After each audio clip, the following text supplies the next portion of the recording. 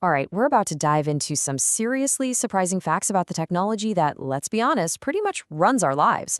And the wildest part, just how fast it all happened. To really show you what I mean, let's just start with a quick question. So think about it for a second. Of all the major inventions, which one do you think hit 50 million users the fastest? Was it the telephone, putting a voice in every home? Or maybe the TV, putting a screen in every living room? Or could it be something way more recent, like a video game? Go ahead, take a guess. And the answer is Pokemon Go. Yep, it took only 19 days. But what's really amazing here is the pattern. Just look at that acceleration. It took the telephone 75 years to do what a little mobile game did in under 3 weeks.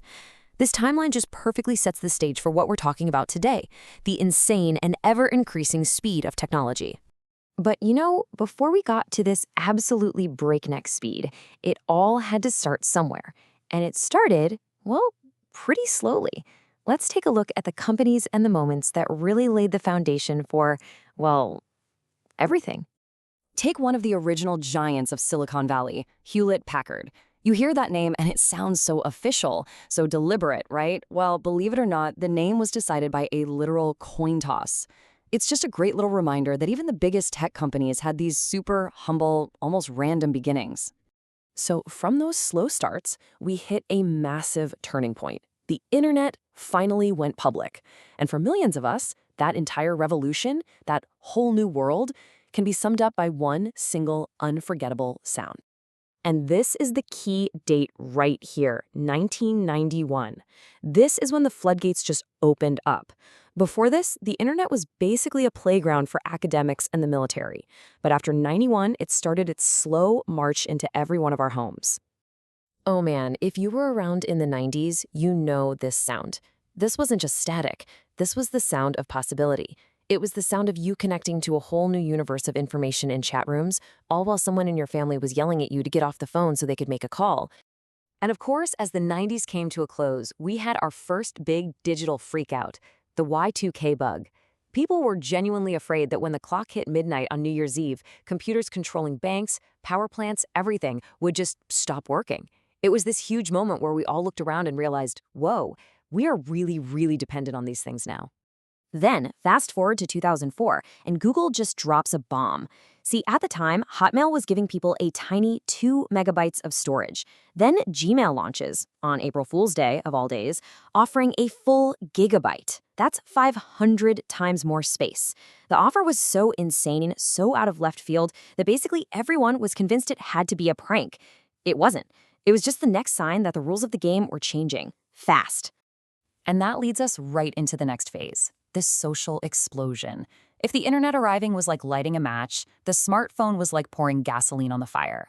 This is when that timeline we saw at the beginning just went into absolute hyperdrive. I mean, think about the very first iPhone. It came locked to just one cell carrier. But it only took a 17-year-old kid to figure out how to crack it. And get this, he traded that unlocked phone for a Nissan 350Z sports car. That just shows you how incredibly valuable, how revolutionary this little computer in your pocket was from day one. So, with this new power in our hands, we started doing new things. We started sharing our lives on a scale that was just unimaginable before. So let's take one simple act, the selfie. How many selfies do you think get uploaded to Instagram every single day? 93 million. Every single day.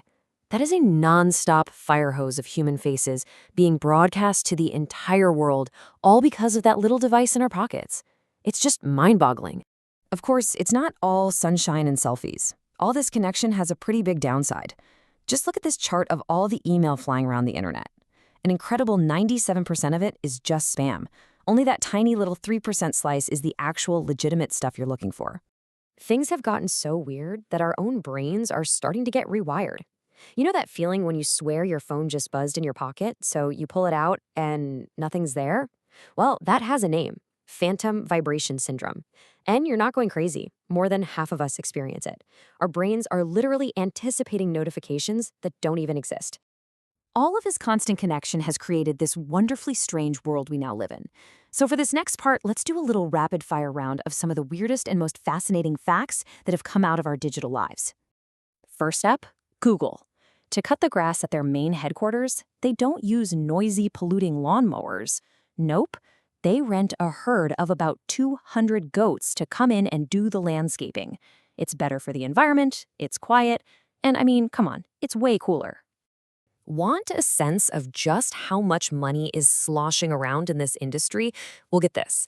Nintendo has so much cash just sitting in the bank that if they started losing $250 million every year, they could keep operating until the year 2052 before they weren't broke. Just wow. And naturally, all that tech money leads to some, let's just say, interesting life choices. This is a real photo. A billionaire over in China bought his dog 8 brand new iPhones. Not one, 8. It's just the perfect snapshot of the bizarre world we live in now. And because everything is moving so incredibly fast, companies have had to literally invent new jobs just to try and keep up.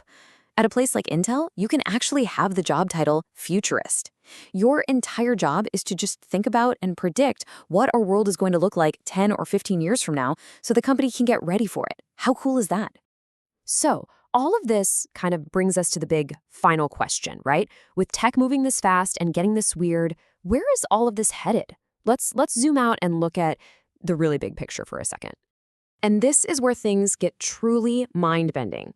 Scientists have discovered that the network patterns of the internet, the way it's all connected and grows, looks remarkably similar to the network patterns of the human brain and the universe itself.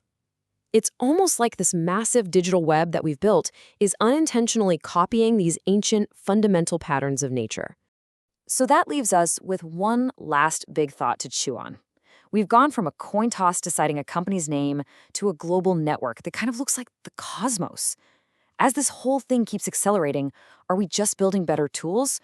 Or are we accidentally building something much, much bigger? Something so fundamental that we don't even fully understand what it is yet? Definitely something to think about.